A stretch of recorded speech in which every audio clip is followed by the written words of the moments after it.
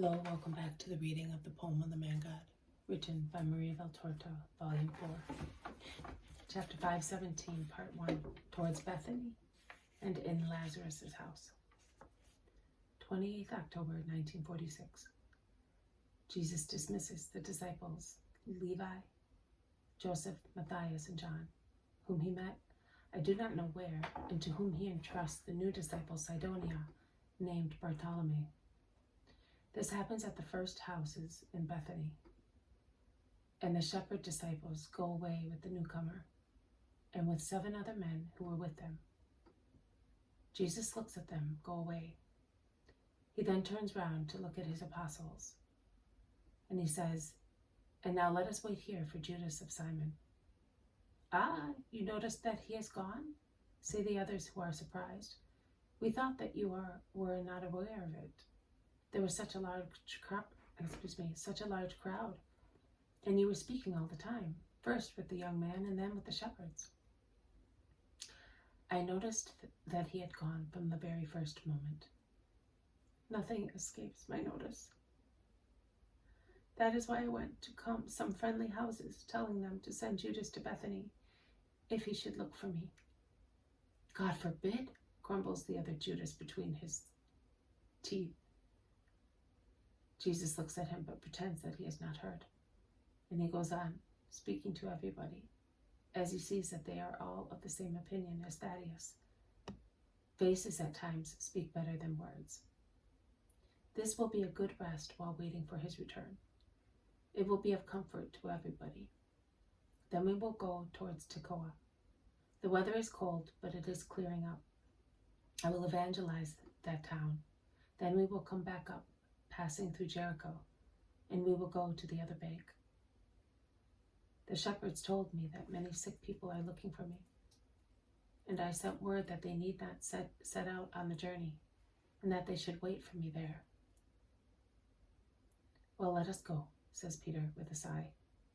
"Are you not glad to go to Lazarus' house?" Thomas asks him. "I am glad." "You don't seem to be, the way you say it." "It is not because of Lazarus. It's because of Judas." "You are a sinner, Peter," says Jesus, admonishing him.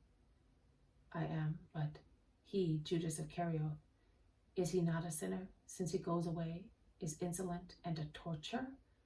bursts out Peter angrily, as he cannot stand the situation any longer. "He is, but if he is, you must not be. None of us must be. Remember that God will ask us.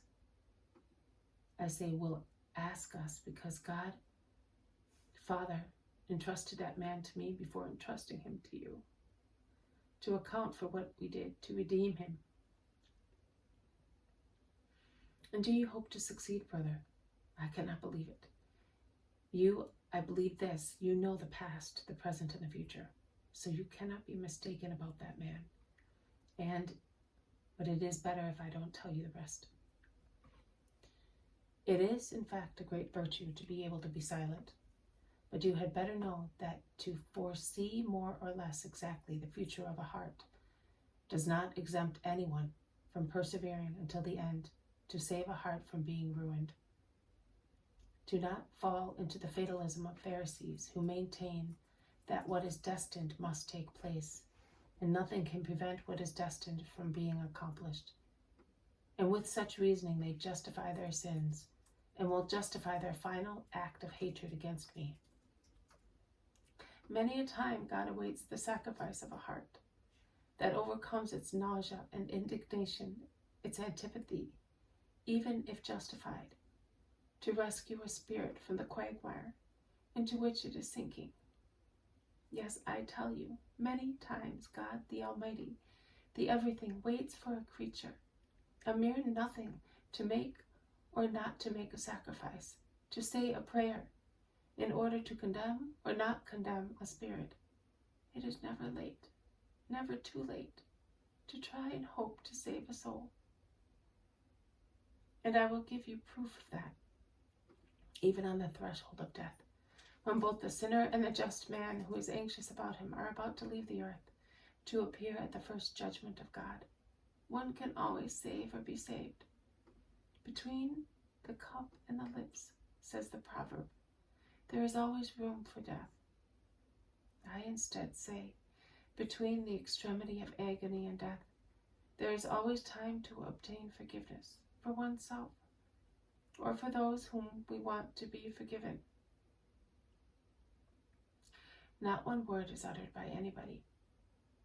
Jesus, who by now has arrived at the heavy gate, calls the servant to have it opened, and he goes in and asks after Lazarus. "O Lord, see, I have just come back from gathering bay leaves, and the leaves of the camphor tree, and the cypress berries, and other leaves and scented fruit, to boil them with wine and resins, and prepare baths for our master with them. His flesh is coming off in bits, and it is impossible to withstand the stench. You have come, but I do not know whether they will let you pass." Lest the very air should hear, he lowers his voice to a whisper, saying, "Now that it is no longer possible to conceal the sores, the mistresses do not receive anybody, lest, you know, Lazarus is not really loved by many people, but many, and for many reasons, would be glad if, oh, don't let me think of this, as it is the terror of the whole household." And they are right, but do not be afraid. That misfortune will not take place. But will he be able to recover? A miracle of yours he will not recover, but that will serve to glorify the Lord. The servant is disappointed. Jesus cures everybody, but does nothing here. But only a sigh, but does nothing here. But only a sigh expresses his thought. He then says, "I'm going to the mistresses to announce you." Jesus is surrounded by the apostles, who are interested in Lazarus' condition and are filled with dismay when Jesus informs them. But the two sisters are about to arrive. Their flourishing, although different beauty, seems dulled with grief and with the fatigue of protracted watching at Lazarus' bedside. Pale, humble, emaciated, their eyes once so bright, tired, without rings or bracelets, wearing two dark gray dresses, they look more like maidservants than mistresses. They kneel down at a distance from Jesus, offering him nothing but tears, resigned, silent tears, flowing from an internal source and unable to stop. Jesus approaches them. Martha stretches out her hands, whispering, "Move away, Lord. We are really afraid by now that we have infringed the law on leprosy. But we cannot, oh God, we cannot have such an ordinance against our Lazarus. But please do not come near us, as we are unclean, as we touch nothing but sores. We alone, because we have kept everybody else away, and everything is placed on the threshold for us. And we take it and wash and burn things in the room next to our brothers. See our hands? They are corroded by the caustic lime, which we use for the vases we have to hand back to the servants. We think that by doing so we are less guilty." And she weeps. This has been a reading from the poem of the Man God, written by Maria Valtorta, Volume 4, Chapter 5:17, Part 1, Towards Bethany and in Lazarus' house. Thank you for listening. I will see you tomorrow. May God bless you, and may peace be with you.